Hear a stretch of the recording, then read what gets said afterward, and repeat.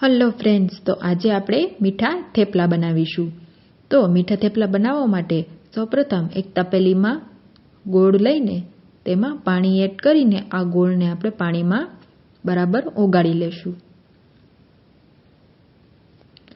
એકદમ સરસ રીતે ગોળ ઓગાળાઈ જાય ત્યારબાદ આપણે ઘઉંના લોટને ચાળી લેશું। ઘઉંનો લોટ ચડાઈ ગયો છે, હવે તેમાં 2 થી 3 પાવરા જેટલું મોણ દઈ દેશું। તેલનું કે ઘીનું કોઈ પણ મોણ તમે દઈ શકો છો અને તેને બરાબર આપણે હાથેથી એકદમ સરસ રીતે મિક્સ કરી લેશું। ત્યારબાદ આપણે જે ગોળનું પાણી બનાવ્યું હતું તે આપણે લોટમાં મિક્સ કરીને તેનો લોટ બાંધી લેશું।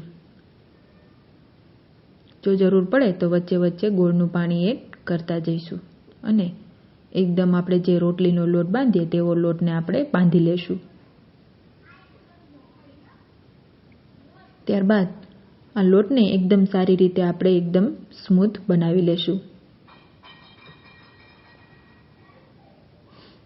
એકદમ સરસ રીતે આપણો લોટ બંધાઈ ગયો છે, હવે આપણે તેના રોટલા વાળી લેશું। પાટલા ઉપર તેલ લગાવીને આપણે એકદમ જાડો અને મોટો રોટલો વણી લેશું। ત્યારબાદ એક ગ્લાસની મદદથી આપણે પૂરી બનાવી લેશું।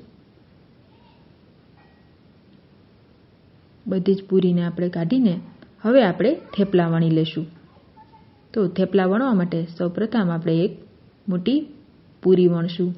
તેમાં તેલ લગાવીને તેને આપણે વાળીને આવી રીતે ત્રિકોણ શેપ આપીને આપણે ફરીથી તેને વણી લેશું।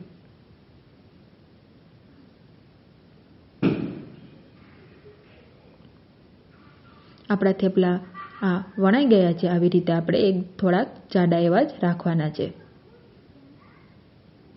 આવી રીતે આપણે બધા જ થેપલાને વણી લેશું।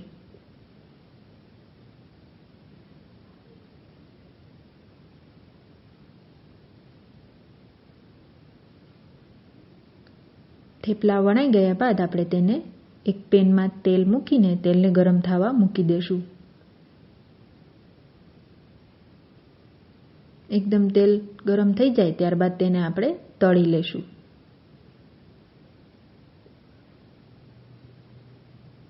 આવી રીતે આપણે તેને પલટાવતા જઈને થેપલાને ગોલ્ડન બ્રાઉન એવા આપણે તળી લેશું।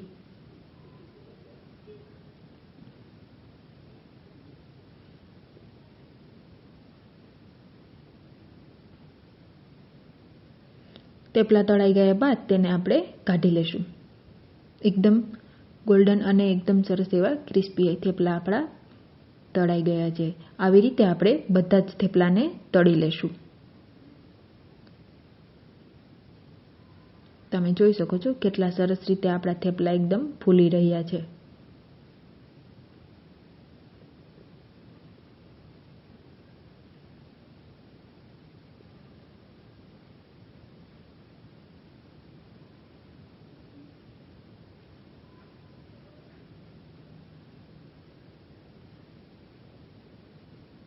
બધા જ થેપલાને આવી રીતે આપણે ગોલ્ડન બ્રાઉન એવા તળીને આપણે તેને એક પ્લેટમાં કાઢી લેશું।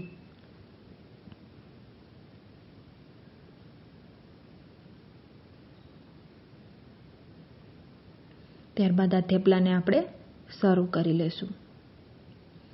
તો તૈયાર થઈ ગયા છે આપણા મીઠા એવા થેપલા। આને આપણે ચા કે દહીં સાથે કોઈ પણ સાથે ખૂબ જ એવા ટેસ્ટી લાગે છે। તો એકવાર જરૂરથી ટ્રાય કરજો અને કેવા લાગ્યા એ કમેન્ટમાં જરૂર લખજો। થેન્ક યુ મિત્રો।